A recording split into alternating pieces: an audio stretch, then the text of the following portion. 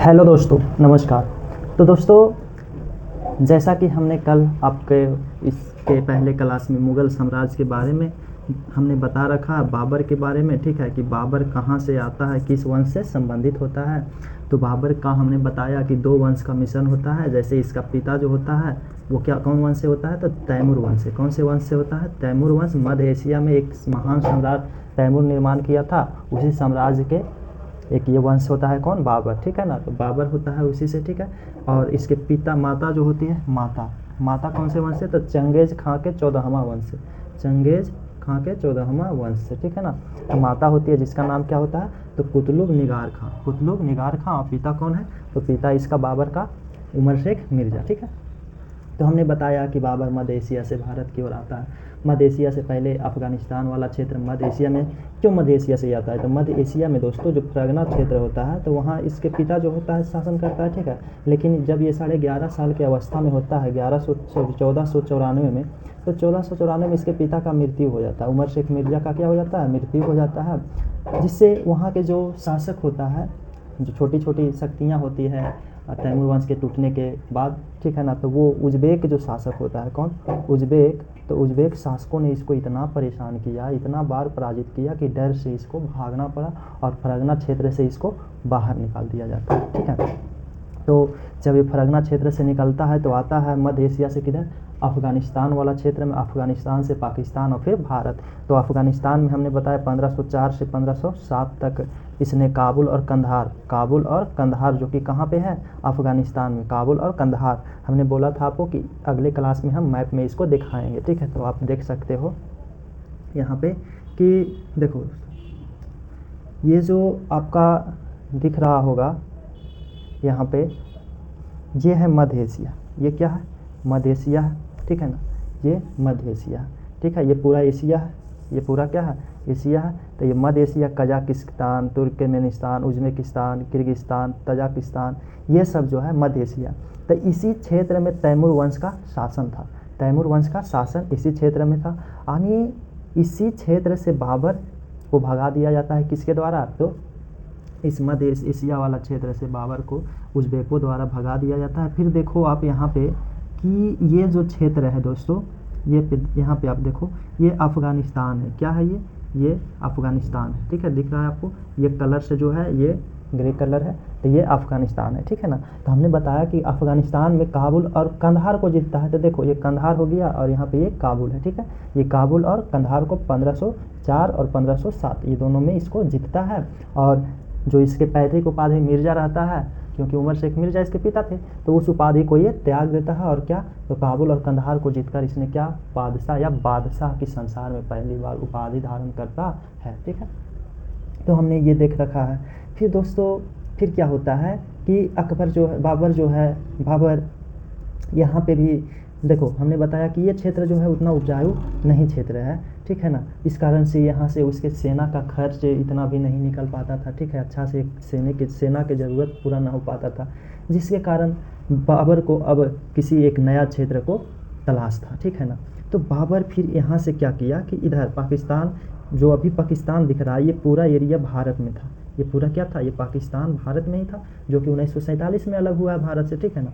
तो यहाँ पे आया। फिर इसके बाद देखो, ये पेशावर जो दिख रहा है ना, ये पेशावर एक दर्रा है। ये पेशावर जो है एक दर्रा है जो पाकिस्तान को अफ़गानिस्तान से जोड़ता है। दर्रा क्या होता है? तो दो पर्वतों के बीच पतली रास्ता होता है। तो यहाँ पे समझो, एक पर्वत इधर है, एक पर्वत इधर है, इसके बीच में जो पतली रास्ता है, जो ये पाकिस्तान है और अफ़गानिस्तान को जोड़ता है। तो इस पेशावर पर बाबर आक्रमण करता है, ठीक है ना। पेशावर पे ये आक्रमण करता है। पेशावर क्या है? खैबर दर्रा भी इसको कहा जाता है। तो ये एक दर्रा है। क्या है? दर्रा मतलब दो पर्वतों के बीच पतली रास्ता है, ठीक है ना। तो उसी को दर्रा बोला जाता है। तो ये पेशावर जो है, यहाँ पे खैबर दर्रा है। इस खैबर दर्रा पे 1524 में, कब? 1524 में पेशावर दर्रा पर बाबर जो है ये आक्रमण करता है। कब करता है? तो 1524 में, ठीक है। तो जब ये 1524 में खैबर दर्रा पे आक्रमण करता है दोस्तों, इसके बाद क्या होता है? तो इसके बाद की कहानी हम समझेंगे कि अब वो पेशावर दर्रा पे आक्रमण, यानी खैबर दर्रा पे पेशावर पे आक्रमण कर रहा है। इसका मतलब भारत में एंट्री मार रहा है। उस समय तो भारत ही था ना, पाकिस्तान तो उसी समय के तो हम पढ़ रहे हैं, ठीक है ना।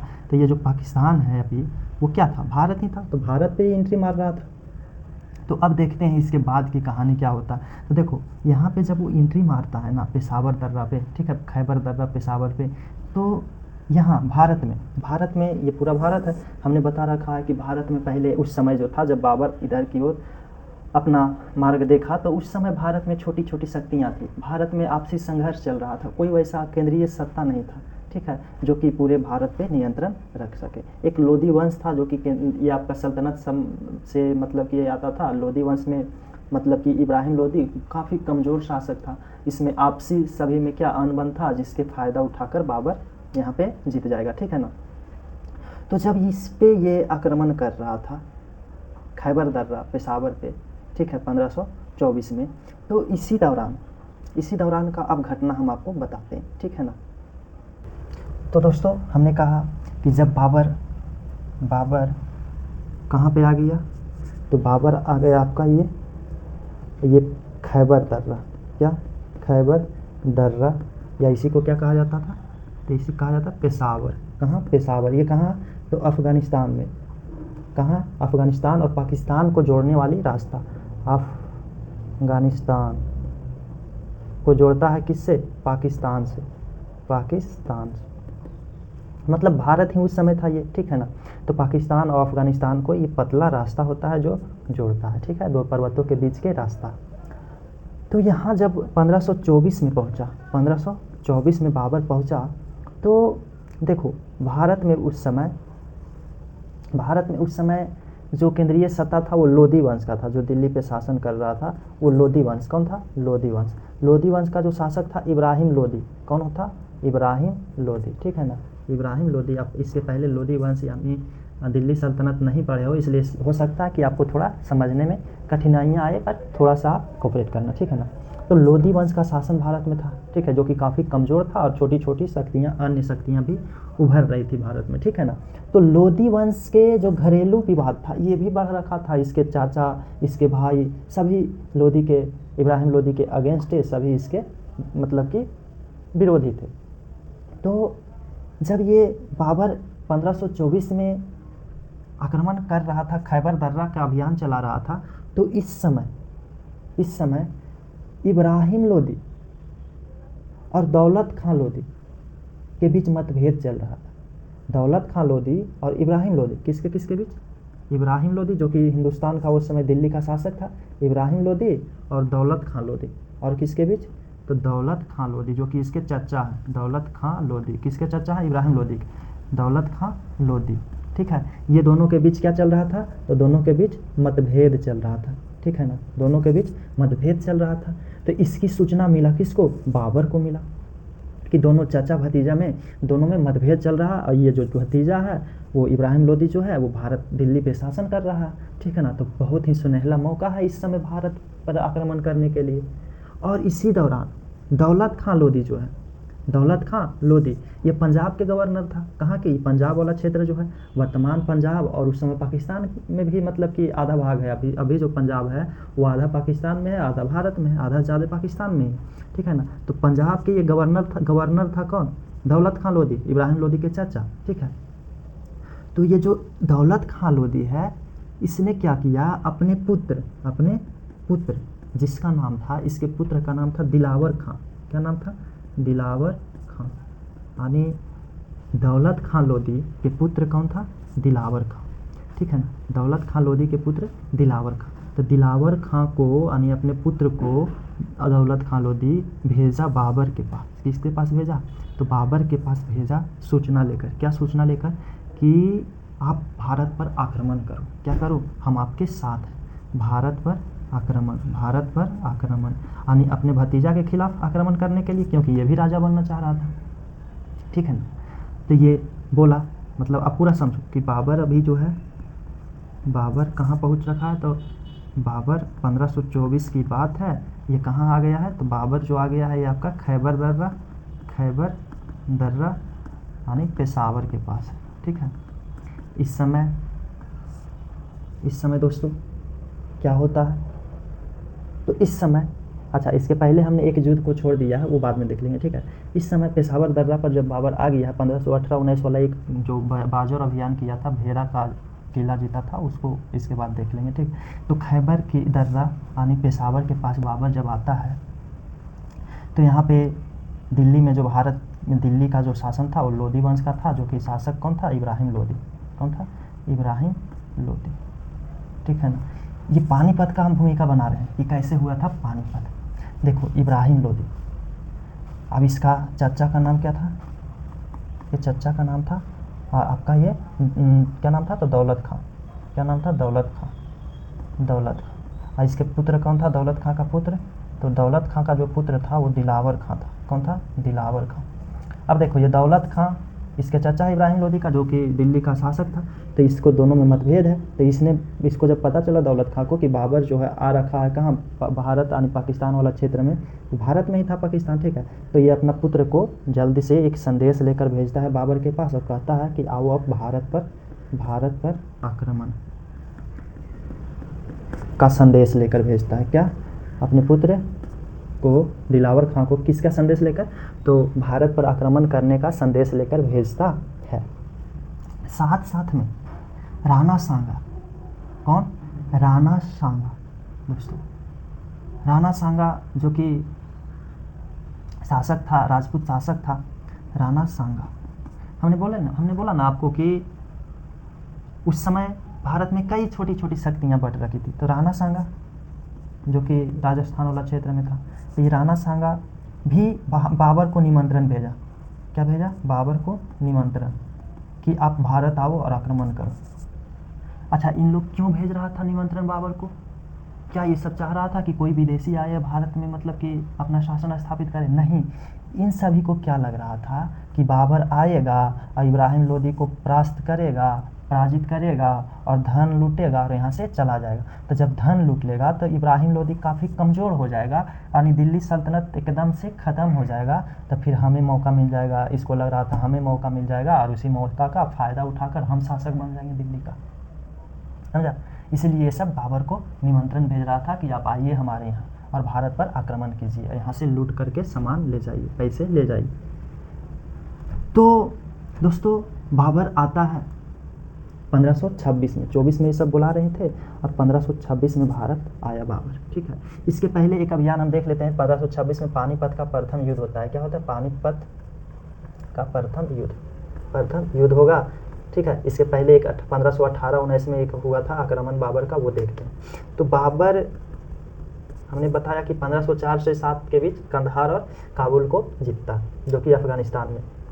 फिर यही जो है 1518-19 में बाबर जो है ये पाकिस्तान वाला क्षेत्र, कौन सा क्षेत्र?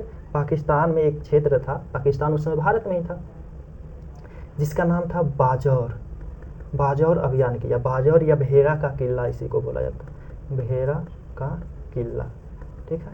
भेड़ा का किला कब? 1518 से 19 के बीच भेड़ा का किला पर आक्रमण किया बाबर और इस किला को जीत लिया। इस किला को क्या किया? बाबर जीत लिया और इस किला को जीत लिया। बाबर ने अपने आत्मकथा लिखा। क्या लिखा? आत्मकथा जिसका नाम है बाबरनामा। क्या नाम है? बाबरनामा। बाबर एक ग्रंथ लिखा, अपने आत्मकथा नहीं लिखा, ठीक है ना, जो कि नाम उसका है क्या? बाबरनामा। ये तुर्की भाषा में लिखा। कौन से भाषा में लिखा? तुर्की भाषा में लिखा, ठीक है। तो तुर्की भाषा में बाबर ने अपनी आत्मकथा बाबरनामा लिखा। इस बाबरनामा में बाबर लिखता है, क्या बाबर लिखता है? कि जो हमने भेड़ा का किला जीता है, बाजौर का अभियान हमने किया और इसको जीता, इस बाजौर अभियान में भेड़ा का किला में हमने पहली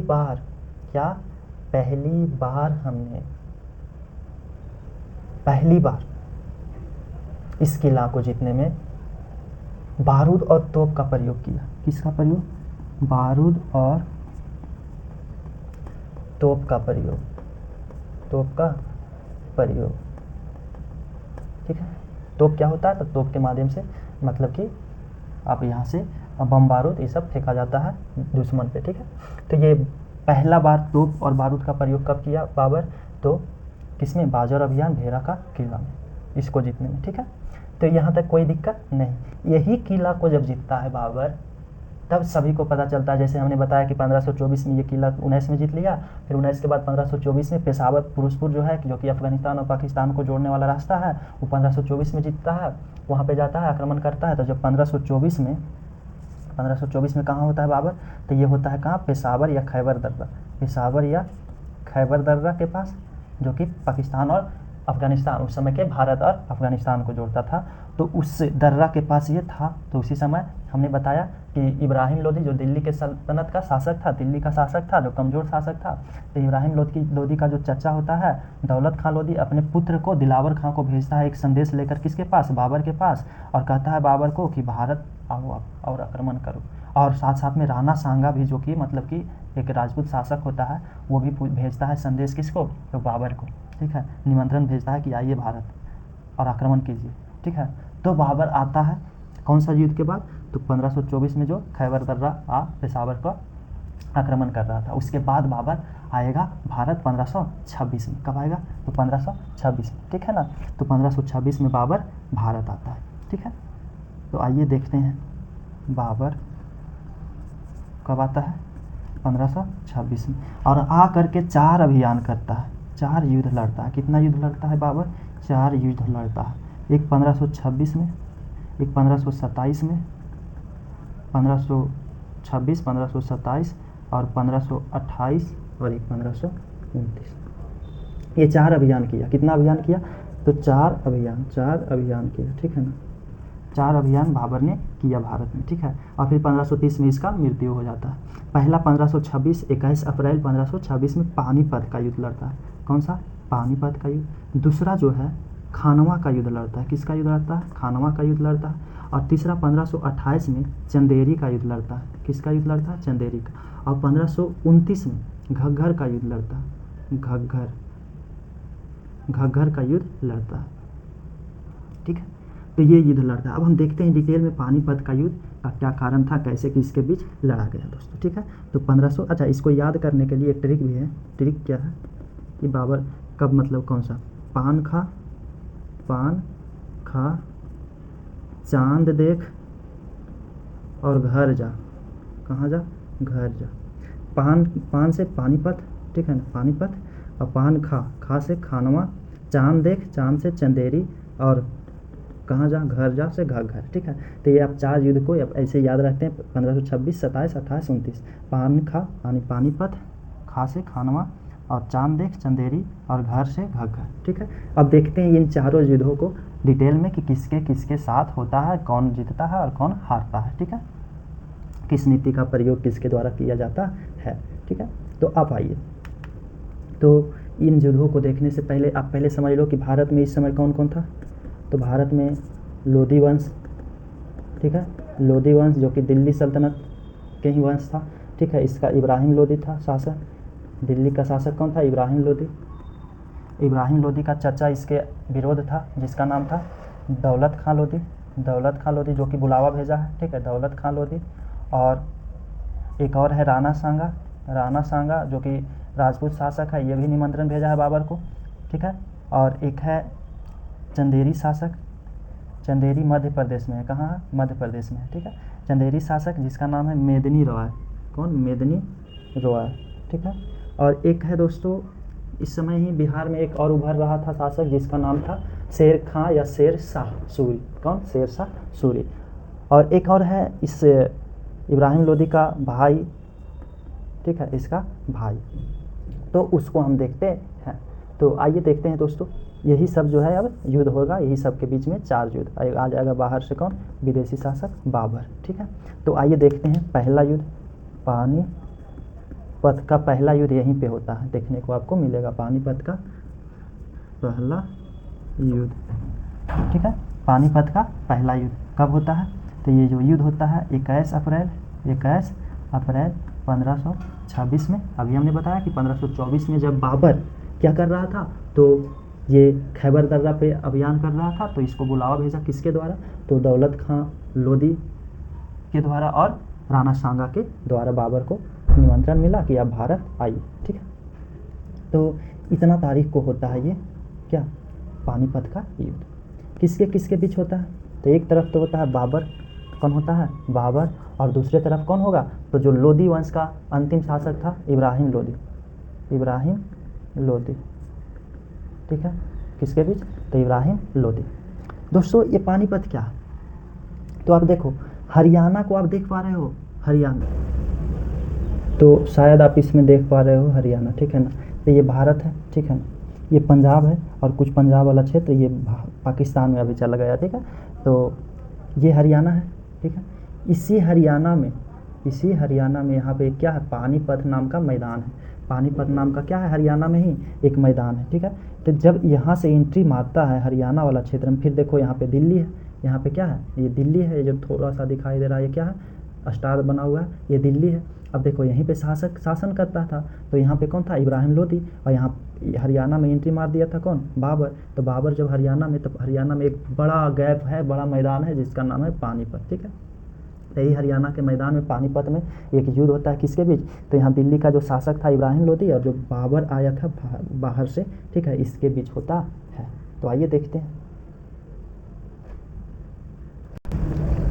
तो दोस्तों यहाँ पे दिल्ली का शासक कौन है, इब्राहिम लोदी, और बाबर के बीच में, तो ये दोनों को के बीच में क्या हो गया, युद्ध हो गया, कौन सा, पानीपत का प्रथम युद्ध। पानीपत कहाँ, हरियाणा में, कहाँ है दोस्तों, तो हरियाणा में एक बड़ा मैदान है पानीपत, ठीक है। तो ये हरियाणा में होता है पानीपत का युद्ध, जो कि बाबर और किसके बीच होता है, इब्राहिम लोदी दिल्ली के शासक के बीच होता है, ठीक है। तो ये बाबर जो है इस युद्ध में, इस जो पहला युद्ध है, इस युद्ध में बाबर क्या करता है कि कुछ पद्धति का, युद्ध का कुछ नया नया पद्धति का इस्तेमाल करता है। जैसे एक तुगलमा पद्धति, कौन सा पद्धति, तुगलमा पद्धति का इस्तेमाल करता है। पहली बार प्रयोग इसका किया, तुगलमा पद्धति का प्रयोग इसने पहली बार किया भारत में, इससे पहले नहीं होता था ऐसे पद्धति का प्रयोग, ठीक है। तुगलमा पद्धति जो कि उज्बेकों से इन्होंने सीखा था, वही उज्बेक जो इसको बार बार पराजित कर दे रहा था, तो कुछ सीखा था उससे, ठीक है। किससे सीखा था बाबर, उज्बेकों से सीखा था, किससे, उज्बेकों से ग्रहण किया था, उज्बेकों से सीखा था। तो किससे ग्रहण किया था, उज्बेकों से ग्रहण किया था, कौन, बाबर, और भारत में इसका प्रयोग कर रहा है। ये तुगलमा पद्धति होता है, ठीक है। और इस पद्धति के द्वारा एक तोप को सजाने का पद्धति था, जिसमें तोपों को उस्मानी पद्धति में, कौन सा पद्धति, उस्मानी पद्धति, उस्मानी पद्धति को रूमी पद्धति भी कहा जाता है, क्या कहा जाता है, रूमी पद्धति। ये क्या है रूमी पद्धति, आपका ये तुगलमा पद्धति। तो तुगलमा पद्धति सैनिकों को खड़ा होने के लिए, मतलब कि किस तरह से रखा जाए सैनिक को कि दुश्मन का जो सैनिक है उसको घेर ले, ठीक है ना, तो ये तुगलमा पद्धति है। और उस्मानी पद्धति जो है, इस पद्धति में तोप को सजाया जाता था, क्या किया जाता था, तोप को, दो गाड़ी है, इन दो गाड़ियों के बीच में एक गैप रहता था, यहाँ पे तोप रखा जाता है, ठीक है, और तोप को दुश्मन पे दागा जाता था, दो गाड़ियों के बीच में तोप रखा जाता था और तोप को से दुश्मनों को दागा जाता है, ये उस्मानी पद्धति होता है।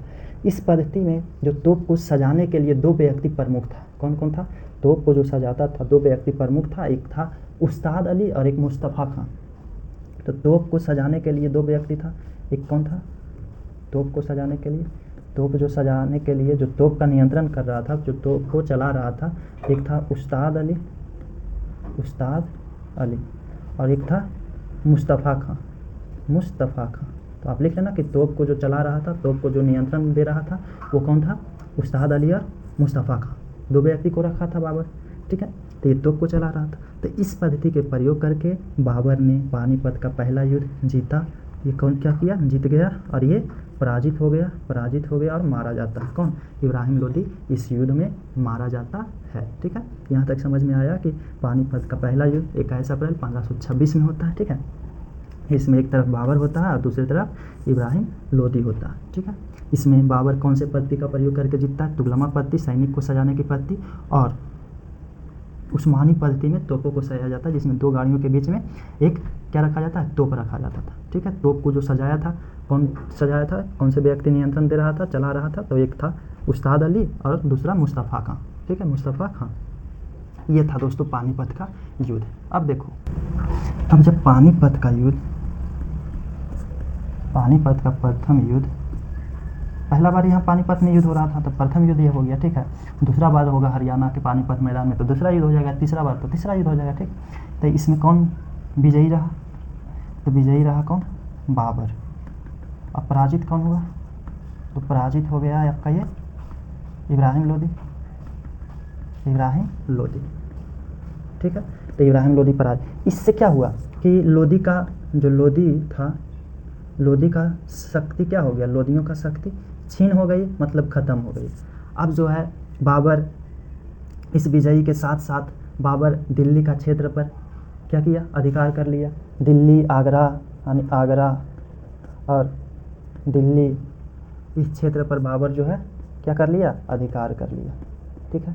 जब इस पर अधिकार कर लिया बाबर और इस युद्ध को जीता, तो इस युद्ध के जीतने के उपलक्ष्य में हम भारत पर विजयी पा लिया। भारत विजयी के उपलक्ष्य में, मतलब खुशी में, ठीक है ना। इसके उपलक्ष्य में बाबर ने, किसने, तो बाबर जितना भी काबुल के निवासी थे, काबुल वही जो काबुल कंधार जीता था कहाँ, 1504 से 1507 के बीच, कहाँ पे, तो अफगानिस्तान में। तो काबुल निवासियों को, प्रत्येक काबुल निवासियों को एक एक चांदी का सिक्का बांटा। क्या बांटा, एक एक चांदी का सिक्का। और यहाँ से चांदी का सिक्का बांटा और कलंदर की उपाधि लिया। किसका उपाधि लेता है, कलंदर। कलंदर का मतलब क्या होता है, उदार शासक। कैसा शासक, उदार शासक। तो इसका मतलब होता है उदार शासक, ठीक है।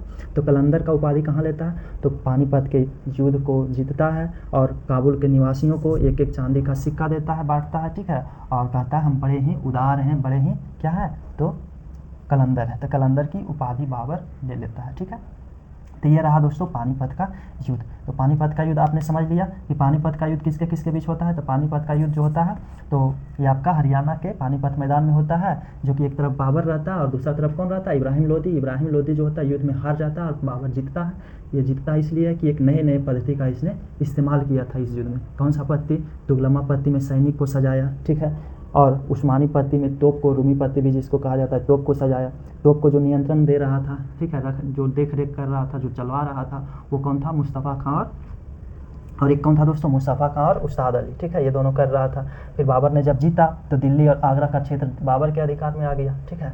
फिर इस उपलक्ष्य में बाबर ने प्रत्येक सैनिक को ही नहीं, प्रत्येक काबुल के निवासियों को उसने एक एक चांदी का सिक्का दिया, ठीक है। और कलंदर की उपाधि लिया। कलंदर मतलब होता है उदार शासक। कैसा शासक, उदार शासक, ठीक है। तो ये रहा दोस्तों पानीपत के युद्ध का पूरे विवरण, ठीक है दोस्तों। इसके बाद हम देखेंगे पानीपत का जब युद्ध जीत लिया बाबर, कौन जीत लिया, बाबर। तो अब बाबर का विचार बदल गया। क्या विचार बदला, अब बाबर को लगा कि हमें फिर से, बाबर ने कहा हमें फिर से काबुल का गरीबी नहीं चाहिए, काबुल का गरीबी नहीं चाहिए, यानी हम भारत छोड़ के जाने वाले नहीं हैं। अब यहाँ से बाबर भारत में रहने का निर्णय कर लेता है। बाबर क्या करता है, तो भारत में यहाँ से रहने का निर्णय, यानी भारत में रहने का क्या करता है दोस्तों, तो निर्णय ले लेता है कि अब हम भारत में ही रहेंगे, काबुल की गरीबी हमें फिर से नहीं चाहिए, जहाँ सैनिकों को भी आवश्यकता पूरी नहीं हो पाती। तो जब ये सोचो कि जब ये भारत में रहने का मतलब कि इरादा कर लेगा, तो कितने लोग को तकलीफ़ होगा, उन लोगों को तकलीफ़ होगा जिन्होंने इसको बुलाया। जैसे एक कौन है, राणा सांगा, इसको तकलीफ़ होगा। और कौन है, तो जो इब्राहिम लोदी के भाई चाचा दौलत खां लोदी, उसको तकलीफ़ होगा। अब उसको तकलीफ़ होगा तो वो सब इसके विरुद्ध युद्ध करेगा। अब उसको बीच में यहाँ पे युद्ध होता है। अब देखो दोस्तों 1526 में पानीपत का युद्ध खत्म हुआ। बस 1527 में, कितना में, 27 में दूसरा युद्ध शुरू हो जाता है, खानवा का युद्ध, खानवा का युद्ध, ठीक है। 1527 में, मार्च 1527 में खानवा का युद्ध शुरू हो जाता है। युद्ध का कारण क्या था, तो युद्ध का कारण वही कि पानीपत के पश्चात बाबर भारत में रहने का निर्णय क्या था, पानीपत के पश्चात जो भारत में रहने का निर्णय बाबर ने किया वही आप लिख लेना, ठीक है। कि पानीपत युद्ध के पश्चात बाबर को भारत में रहने का निर्णय ही इस युद्ध का कारण बना, ठीक है। फिर इस युद्ध में कौन था, तो राणा सांगा। देखो राणा सांगा क्या सोच रहा था, राणा सांगा का ये धारणा था, राणा सांगा ये सोच रहा था ना, इसके पहले जब बुलाया था, निमंत्रण भेजा था, कि बाबर अन्यों की तरह लूटकर यहाँ से चला जाएगा। क्या, बाबर जो अन्य विदेशी आक्रमणकारी था, तो अन्यों की तरह लूटकर यहाँ से चला जाएगा।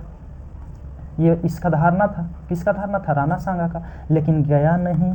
जब गया नहीं तो अब कैसे ऐसे चलेगा भाई, ठीक है ना। ये तो खुद शासक बनना चाह रहा है भारत का, दिल्ली का। तो अब जो है, लेकिन बाबर ने अधिकार कर लिया। अब इसके बीच में युद्ध हो जाता है, खानवा का युद्ध, बाबर वर्सेस राणा सांगा। बाबर वर्सेस राणा सांगा। तो आइए देखते हैं खानवा का युद्ध। खानवा का युद्ध हमने कारण समझा दिया क्यों हुआ। खानवा का युद्ध थोड़ा स्पीड बढ़ाते हैं, ठीक है ना, लंबा हो जा रहा है तो ज़्यादा लेंदी भी नहीं बनाता है। खानवा का युद्ध 1527 में हुआ। किसके किसके बीच हुआ? तो बाबर और राणा सांगा। बाबर और राणा सांगा के बीच हुआ है, ठीक है। बाबर और राणा सांगा के बीच खानवा का युद्ध क्यों हुआ? हमने बता रखा कि बाबर को जो यहाँ रहने का निर्णय बाबर ने किया था, इसी के कारण हुआ, ठीक है दोस्तों। इसमें राणा सांगा का जो समर्थक थे, समर्थन जो इसको दे रहा था राणा सांगा के, तो इसके समर्थक में था महमूद लोदी। कौन था? महमूद लोदी। अब लगेगा आपको कि ये कौन है भाई महमूद लोदी? तो हम बता दें कि ये महमूद लोदी जो है, ये भाई है इब्राहिम लोदी का। इसी का भाई मारा गया इब्राहिम लोदी। तो ये भाई के बदला लेना ही चाहेगा, ठीक है। और इसी के विरुद्ध में लड़ रहा है राणा सांगा। तो राणा सांगा का साथ दिया महमूद लोदी। किसके भाई है? इब्राहिम लोदी के। किसके भाई है? तो इब्राहिम लोदी के भाई महमूद लोदी, ठीक है। इसके बाद आलम खां लोदी, वही आलम खां लोदी जो पंजाब का गवर्नर था, किसका चाचा था? तो इब्राहिम लोदी के चाचा थे। तो आलम खां लोदी यानी इसका भी चाचा हो, ठीक है। तो आलम खां लोदी इसके साथ था। किसके साथ था? तो राणा सांगा का साथ। अब देखो, अब बाबर को लगा कि सोचो, ये पूरे भारत का मतलब मेन जो शासक है वो हमारे खिलाफ हो रहा है। और एक और था मेदिनी रॉय। कौन था? इसका नाम भी हमने बताया कि कौन कौन भारत में है। तो मेदिनी रॉय ये कौन था? तो ये चंदेरी, जो मध्य प्रदेश में चंदेरी है, उस चंदेरी का शासक, चंदेरी का शासक। अब इसी के बीच युद्ध होगा। पहले होगा राणा सांगा के साथ खिलाफ, ठीक है ना, फिर मेदिनी रॉय के खिलाफ होगा, ठीक है, फिर आलम खां लोदी, ऐसे ही चलता रहेगा और ख़त्म होगा, ठीक है ना। तो पहले इसका समर्थक कौन कौन था? तो खानवा का युद्ध में महमूद लोदी जो कि इब्राहिम लोदी का भाई, आलम खां लोदी इब्राहिम लोदी के चचा, और मेदिनी रॉय कहाँ के थे? चंदेरी शासक थे, ठीक है। चंदेरी शासक जो कि मध्य प्रदेश के थे। अब सभी चाह रहा है बाबर को, जो विदेशी है उसको सभी खदेड़ना चाहेगा भारत से। भाई हमें अपनी शक्ति भले बढ़ाना है, हम लोग में जो भी हो जाए, आप भागो यहाँ से। लेकिन बाबर ने अडिग रहा, ठीक है ना, इसने पूरे हिम्मत के साथ लड़ा। और इसने क्या किया? इस युद्ध को जीतने के लिए इसको अब लगा अब असंभव है जीतना। तब इसने, इसका सेना का मनोबल टूट रहा था, तब इसने सेना में जिहाद का नारा दिया। क्या दिया? जिहाद का नारा। किसने? बाबर ने। जिहाद, जिहाद का मतलब होता है धर्म युद्ध। सेनाओं में बोला कि ये एक धर्म युद्ध है, धर्म की रक्षा के लिए युद्ध है। अगर आप धर्म अपना बचाना चाहते हो, धर्म का विस्तार होना करना चाहते हो, तो आप लड़ो, नहीं तो जा सकते हो। तो ऐसा उन्होंने मोटिवेट होने के लिए सेनाओं को बोला कि ये जिहाद है, ये धर्म युद्ध है। तो धर्म युद्ध के लिए अब सोचो, धर्म के नाम पर कौन सेंटिमेंट नहीं हो जाएगा। अब सभी पूरे जोर शोर से युद्ध में भाग लिया। तो दोस्तों, इसमें बाबर का विजयी होता है। क्या रहता है? विजयी हो जाता है। बाबर इसमें भी जीत जाता है, जो कि लगभग मुश्किल था। ये भी मतलब कि जीत गया बाबर। अब देखो, जब जीतता है बाबर, इसमें शराब प्रतिबंध लगा देता है। ये जो युद्ध हो रहा था तो शराब प्रतिबंध लगा देता था, दिया था बाबर। क्या किया था? शराब पर प्रतिबंध लगा दिया था। और इसने जो तगमा नाम का कर लगता था, तगमा कर, और एक व्यापार, ये जो था व्यापारिक कर ही था, इसको कह सकते हैं व्यापारिक कर। व्यापारिक कर मतलब टैक्स। तो तगमा एक व्यापारिक कर था जो कि मुसलमानों से वसूले जाते थे। किससे? मुसलमानों से वसूले जाते थे। इस युद्ध के बाद बाबर ने इसको समाप्त कर दिया। कहा कि आपने हमारे लिए लड़ा और हम आपसे इतना टैक्स लेना है। इस युद्ध के बाद उसने तगमा कर यानी एक व्यापारिक कर था, इसको बाबर ने समाप्त कर दिया। पर शराब पर प्रतिबंध यानी रोक लगा दिया। और ये युद्ध जीतने के बाद बाबर ने एक उपाधि लिया। क्या लिया? उपाधि एक लिया। उस उपाधि का नाम है गाजी। गाजी का उपाधि लिया बाबर ने। किसका उपाधि लिया? गाजी का उपाधि लेता है। समझ में आया? कोई दिक्कत तो नहीं। तो खानवा का युद्ध कब होता है? 1527 में होता है। राणा सांगा और बाबर के विरोध में होता है। क्यों होता है? क्योंकि पानीपत युद्ध के बाद राणा सांगा को यह अवधारणा था कि चला जाएगा बाबर, लेकिन गया नहीं, ठीक है। रह गया यहाँ। इसी कारण से राणा सांगा और इसके युद्ध होता है। इसमें समर्थक कौन है राणा सांगा का? तो मोहम्मद लोदी जो इब्राहिम लोदी का भाई है, आलम खां लोदी जो कि इब्राहिम लोदी के चाचा, जो कि बुलाया था इसको बाबर को, और ये भी बुलाया था, ठीक है ना। तो इसी के विरुद्ध अब हो जाता है मेदिनी रॉय जो कि चंदेरी का शासक होता है। सभी को संगठित रूप से हरा देता है कौन? बाबर। धर्म युद्ध कहेगा कि जिहाद का नारा बाबर ने कौन से युद्ध में दिया था? तो खानवा के युद्ध में धर्म युद्ध कहा था इसको। शराब प्रतिबंध कौन से युद्ध में लगाया था? तो खानवा के युद्ध में। तगमा नामक कर जो व्यापारिक कर था किससे लिया जाता? मुस्लिम से। किसने इसको समाप्त किया था? तो बाबर ने। किस युद्ध में किया था? खानवा के युद्ध में किया था। खानवा का युद्ध में राणा सांगा के सपोर्टर कौन थे, समर्थक कौन थे? महमूद लोदी, आलम खां लोदी और मेदिनी रॉय चंदेरी शासक। यहाँ तक कोई दिक्कत नहीं। अब देखते हैं दोस्तों इसके बाद चंदेरी का युद्ध। कौन सा युद्ध? चंदेरी का युद्ध। देखो अब तो कहीं ना कहीं एकदम फिक्स हो गया, अब तो फिक्स हो गया कि बाबर यहीं रहेगा, ठीक है। अब चंदेरी का युद्ध हो जाता है मेदिनी रॉय और बाबर के बीच, क्योंकि मेदिनी रॉय ने यहाँ पे साथ दिया था, तो अब बाबर इसको भी पराजित करने का कोशिश करेगा। क्यों तुम मतलब हमारे अगेंस्ट लड़े थे, ठीक है। तो अब इसके बीच हो जाता है चंदेरी का युद्ध। तो अब देखते हैं, आइए चंदेरी का युद्ध। चंदेरी का युद्ध, चंदेरी का युद्ध किसके बीच होता है? 1528 में होता है, ठीक है ना। डेट हमने पहले बता रखा है आप लोगों। तो चंदेरी का युद्ध भी बाबर और किसके बीच होता है? तो मेदिनी रॉय के बीच होता है। मेदिनी रॉय दोस्तों, मेदिनी रॉय इसमें पराजित हो जाता है, इसमें भी बाबर जीत जाता है। तो ये क्या हो जाता है? पराजित हो जाता है और ये विजयी रहता है, ठीक है।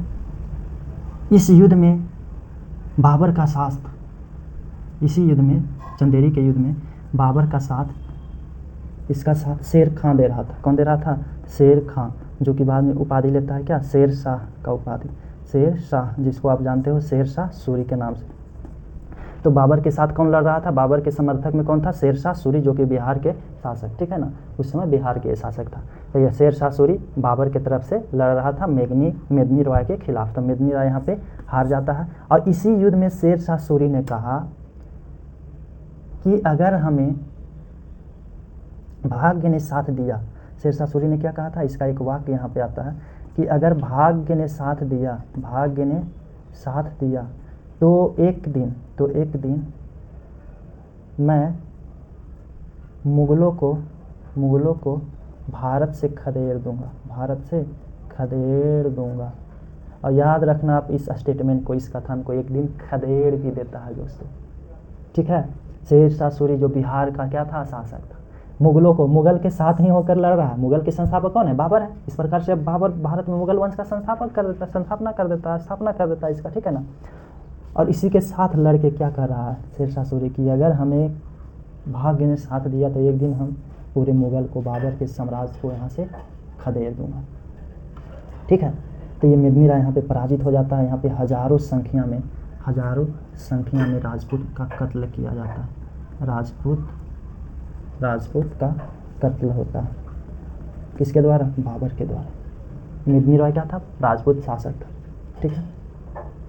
अब दोस्तों एक अंतिम युद्ध है इसका, वो भी देख लेते हैं, ठीक है ना।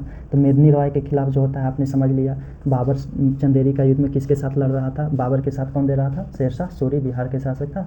और इसी समय इन्होंने कहा कि अगर हमें भाग्य ने साथ दिया तो हम इसके वंश को पूरे यहाँ से भारत से एक दिन खदेड़ूंगा, और खदेड़ता भी है, ठीक है। अब आगे देखते हैं दोस्तों, आगे देखते हैं घाघरा का युद्ध जो अंतिम है, ठीक है ना। घाघरा का युद्ध, ठीक है, जो कि 1529 में होता है। कौन सा युद्ध? घाघरा का युद्ध, ठीक है। घाघरा उत्तर प्रदेश का क्षेत्र है। कहाँ है? उत्तर प्रदेश के गोरखपुर का नाम आप शायद सुने होंगे। तो गोरखपुर के क्षेत्र में होता है। कहाँ पे होता है? उत्तर प्रदेश के गोरखपुर क्षेत्र में होता है 1529 में। ये घाघरा का युद्ध किसके बीच होता है? तो जो घाघरा का युद्ध होता है, तो एक तो बाबर रहेगा फिक्स है, बाबर, और एक साथ रहता है यहाँ पे बिहार का वही शेर शाह सूरी, बिहार प्लस बंगाल, ठीक है ना, बंगाल, और एक अफगान सेना। कौन? अफगान सेना मतलब कौन? वही दिल्ली सल्तनत से जो था महमूद लोदी। कौन? महमूद लोदी कौन है? इब्राहिम लोदी का भाई।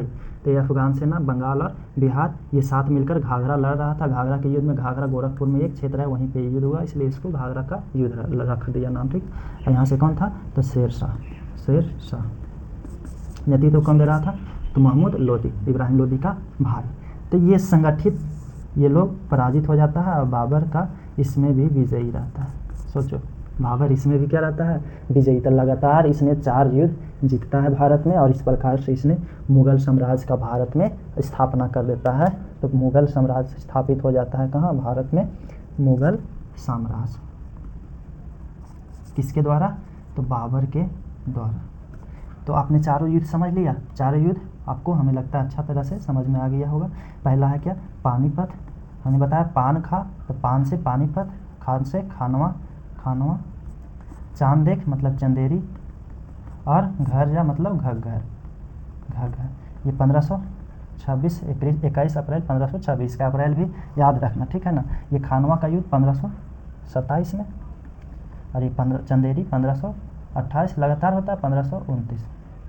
इसमें कौन लड़ता है, तो एक तरफ राणा सांगा नहीं, इब्राहिम लोदी और बाबर और इब्राहिम लोदी हारा जाता है, बाबर विजयी रहता है। बाबर इसमें कुछ विशेष पद्धति का उपयोग करता है, तुगलमा और उस्मानी पद्धति। तुगलमा पद्धति में सैनिक को सजाता है, और उस्मानी पद्धति में तोपों को सजाता है। तोपजी कौन थे, प्रमुख तोपजी इस समय जो तोप चला रहा था, तो एक उस्ताद अली था, और एक कौन था, तो एक उस्ताद अली और मुस्तफ़ा खां था, ये दोनों था, ठीक है। इस प्रकार से विजयी रहता है, और एक एक चांदी का सिक्का काबुल के निवासियों को बांटता है। कलंदर की उपाधि भारत में ये मतलब कलंदर शासक की उपाधि, उदार शासक की उपाधि धारण करता है, और यहीं पे भारत में ही रहने का ये निर्णय बनाता है। तो फिर खानवा का युद्ध शुरू होता है राणा सांगा और इसके बीच। राणा सांगा क्यों लड़ता है, क्योंकि वो मानता था कि बाबर यहाँ से आक्रमण करके लूटेगा और लेकर चला जाएगा, फिर हम लोग समझेंगे यहाँ पे, ठीक है ना।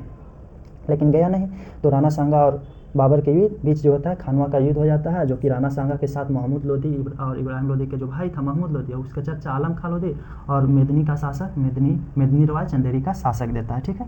तो इसके बीच होता है, लेकिन ये संगठित हार जाता है, बाबर इसमें भी जीत जाता है और गाजी का उपाधि धारण करता है। इसी युद्ध में धर्म युद्ध या आपको क्या कहा था, तो इन्होंने जिहाद का नारा दिया था, शराब पर प्रतिबंध लगा दिया था। और क्या किया था खानवा का युद्ध में, तो इसने तगमा नामक व्यापारिक जो मुसलमानों से कर लिया जाता था उसको समाप्त कर लिया था, ठीक है।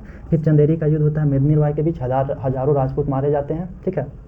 इसमें भी बाबर विजयी रहता है। इसके बाद जो है घग्घर का युद्ध होता है, ये भी एक संगठित युद्ध था जिसमें ये शेरशाह सूरी, अच्छा ये चंदेरी के युद्ध में बाबर के साथ कौन था, शेरशाह सूरी। फिर तुरंत इसके अगेंस्ट चला जाता है घग्घर के युद्ध में। इसी युद्ध में शेरशाह सूरी कहता है अगर हमें भाग्य ने साथ दिया तो एक दिन हम मुगलों को खदेड़ देंगे, ठीक है ना। तो ये होता है दोस्तों। फिर घग्घर का युद्ध, शेरशाह सूरी बंगाल और कौन होता है इस युद्ध में, तो इस युद्ध में आपका ये महमूद लोदी होता है, अफगान शासक, ठीक है। तो इसके बीच होता है, लेकिन इसमें भी इसको हार मिल मतलब कि ये आपको हार जाता है, बाबर जीत जाता है, ठीक है। तो ये 4 युद्ध रहा दोस्तों। फिर इसके बाद हम कुछ देख लेते हैं बाबर से संबंधित कुछ महत्वपूर्ण बातें, ठीक है। बाबर, ये महत्वपूर्ण बिंदु क्या, तो पहला दोस्तों कि बाबर का मृत्यु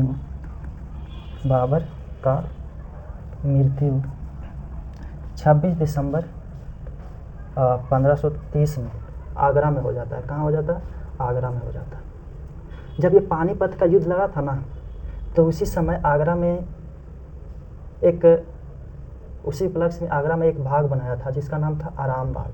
क्या बनाया था, आराम बाग, ठीक है। आराम बाग कहाँ बनाया था, आगरा में बनाया था, ठीक है। अपनी बेगम के लिए, किसके लिए बनाया था, अपनी बेगम के लिए इसने आगरा में एक बाग बनाया था जिसका क्या नाम था, एक बगीचा बनाया था जिसका नाम था आराम बाग। कौन सा बाग, आराम बाग, ठीक है। तो आराम बाग में ही इसको दफनाया जाता है प्रारंभ में।